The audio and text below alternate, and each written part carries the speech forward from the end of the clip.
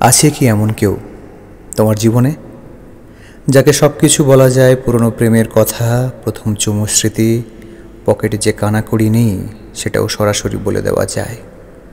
আছে কি এমন কেউ যাকে তুমি ভালোবাসো, যাকে সন্দেহ করো, যাকে যে তোমাকে ভুল বোঝে, ঠিক বোঝে, তোমার গোপন কথা সব জানে, বারবার সিগারেট ছেড়ে দিতে বলে? আছে, আছে এমন কেউ